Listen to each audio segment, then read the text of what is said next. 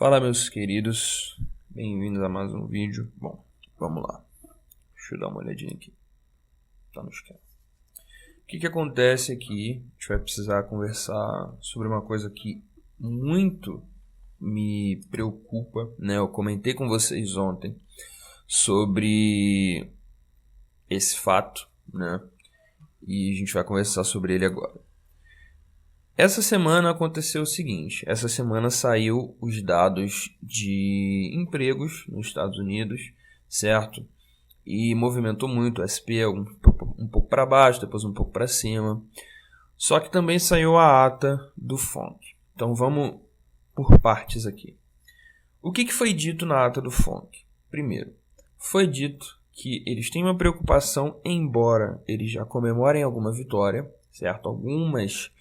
Alguns dados relacionados à inflação, eles já apresentaram uma melhora substancial, porém os dados de emprego foram os que menos mostraram melhoras substanciais, ou seja, ainda existe uma preocupação do Fed em relação à quantidade de emprego que está sendo gerado lá nos Estados Unidos. E aí eles ainda terminaram dizendo aquela frase que eu destaquei para vocês lá no Instagram, que foi o seguinte: nós não estamos preocupados com o mercado, nós estamos preocupados com a taxa de juros e parece que o mercado não está entendendo isso. Nossa preocupação é fazer com que o mercado entenda que a nossa preocupação é em relação à taxa de juros. Isso foi basicamente o que o Fed falou e deixou bem claro.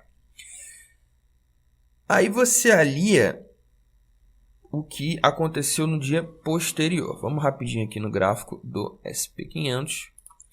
Quando saiu a ata do FONC, a gente teve essa movimentação aqui. Uma movimentação até interessante, normal, dentro de tantos dados, um tanto quanto apocalípticos, que foram divulgados pelo Federal Reserve.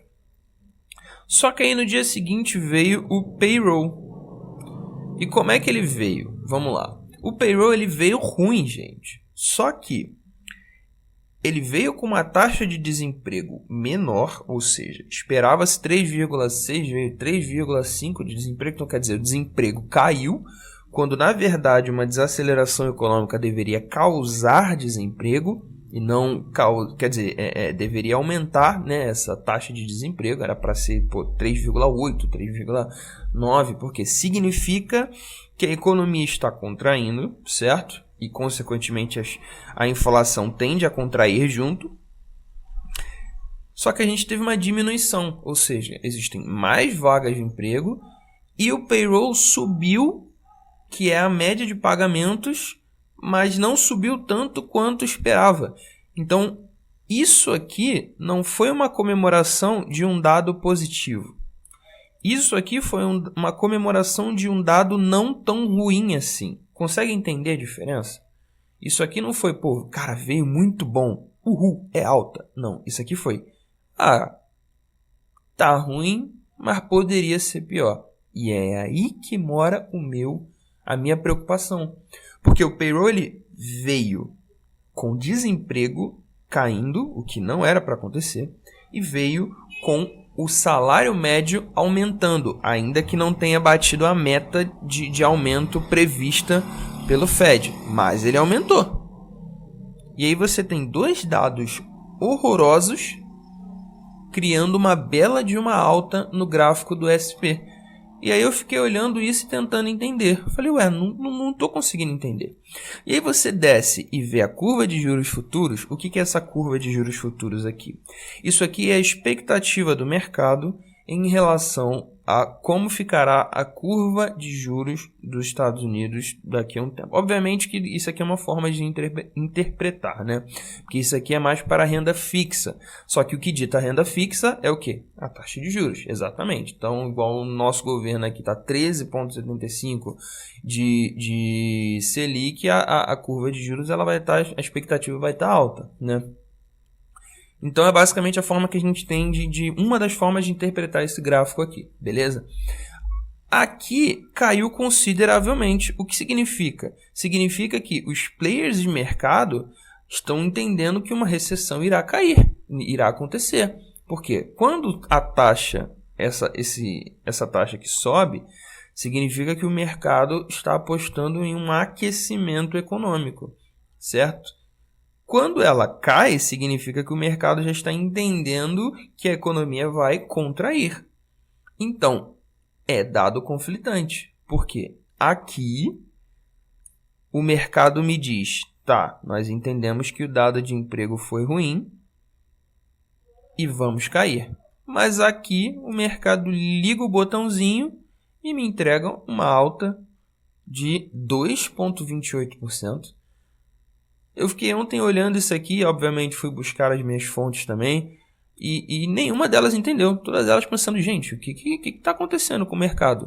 Que a curva de juros futuros caiu consideravelmente em resposta a um dado de emprego extremamente preocupante. Então, isso aqui está certo? Essa taxa cair aqui está perfeitamente certo. Significa que as pessoas que apostam em renda fixa e que entendem que a taxa de juros e que entendem que vai acontecer, o que pode acontecer uma recessão, já precificaram dentro da curva de juros futuros essa desaceleração econômica. Show! Aqui está corretíssimo. Entendeu? Aí me vem o mercado e me entrega essa alta aqui. Semelhantemente, o senhor Bitcoin também entrega uma belíssima de uma alta no dia de hoje. Obviamente que a alta do Bitcoin ainda não foi consensual para a gente, porque se a gente traçar uma Fibonacci do topo até o fundo só desse movimento atual, o que a gente tem? A gente tem exatamente a 0,38 sendo amplamente rejeitada, né, com vários toques nessa região, rejeitando com muita força, certo? Deixa eu traçar um VPVR aqui rapidinho, que eu quero também entender. Deixa eu pegar tudo, né? No VPVR também ele está marcando 16.800 como a zona de maior negociação mesmo. Só para confirmar o que a gente já imaginava. Ai meu Deus, paguei errado. Então, o que acontece? Nesse cenário, a gente teve o Bitcoin também entregando uma belíssima de uma alta num dia que o SP500 também subiu. E a minha preocupação é justamente essa, porque quando a gente alia todos esses fatos ao que foi falado pelo Fed, certo? Quando a gente entende, quando a gente engloba tudo que o Fed falou, olha, o pessoal não está entendendo que nossa preocupação é com a taxa de juros. Aí você pega uma alta dessa na boca, sim, socão, ao mesmo tempo que a curva de juros futuras também caiu, a gente fica pensando, cara, eu acho que o mercado não entendeu.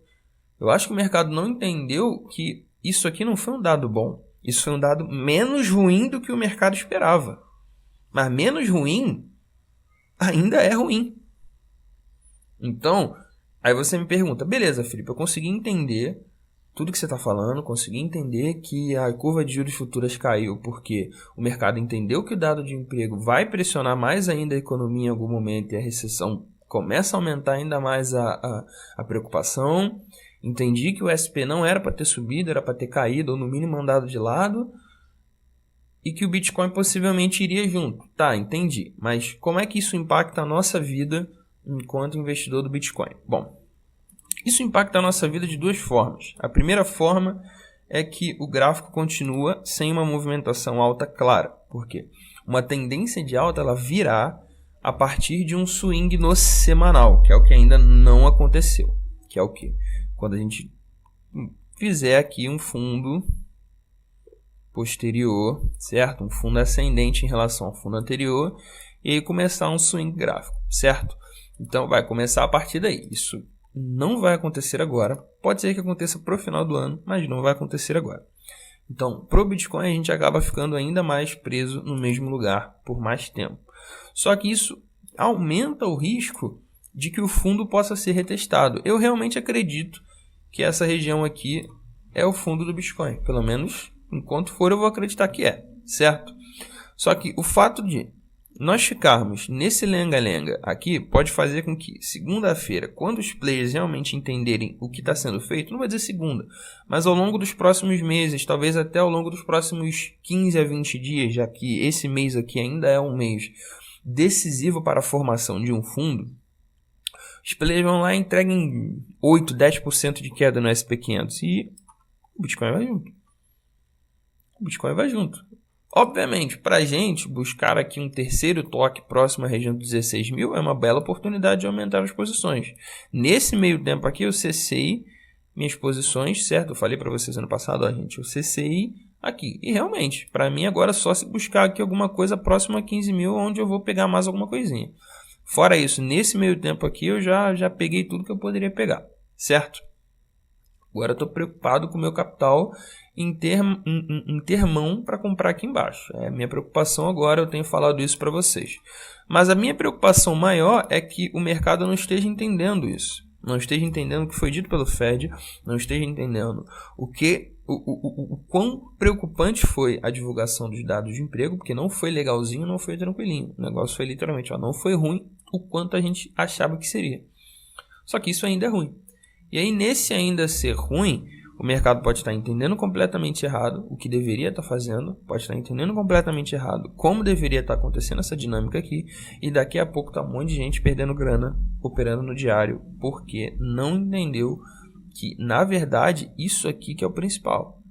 Se a curva de juros caiu, amigo, respira, porque significa que os players que realmente entendem no mercado já estão precificando isso aqui negativamente. Significa que a recessão torna-se algo muito mais preocupante. Essa alta que teve aqui no fim do ano foi justamente porque começou a ter vários dados de inflação positivos, né? Final do ano agora, um monte de coisa caindo, e curva de juros, e dados de emprego, todos vindo dentro daquilo que o mercado esperava. Então, o que a gente teve? Uma bela alta na expectativa de curva de juros. Só que agora começamos o ano e toma esse banho de água fria. E principalmente, acho que é o principal aí, é a fala do Fed em relação a isso. O pessoal não está entendendo. E pelo pessoal não estar entendendo, entregamos uma belíssima alta no SP quando deveríamos ter caído. Então, graficamente falando, parece facilmente que isso aqui é uma bandeira gráfica, certo? E meu medo é que essa bandeira gráfica reverta para baixo a qualquer momento e diante um monte de pessoas que estão operando. Então, se você opera o diário do Bitcoin, ou se você está pensando em adquirir Bitcoin agora, o meu conselho para você é aguarde pelo menos um desdobramento. Aguarde até os 3 gráficos estarem falando a mesma língua. Eu vou trazendo isso para vocês sempre. Quando a curva de juros estiver falando a mesma língua que o SP, que a mesma língua que o Bitcoin, aí sim você tem pelo menos um cenário onde você possa adquirir as suas criptos sem o medo de simplesmente ser jantado pelo mercado. Eu acho isso extremamente importante, vocês sabem, eu sempre trago noções econômicas aqui, tanto quanto só sobe e desce de gráfico, e essa é uma importante e preocupante para eu deixar de fora, certo? Se vocês entenderam, se eu conseguir ser claro, eu me importo muito em ser claro.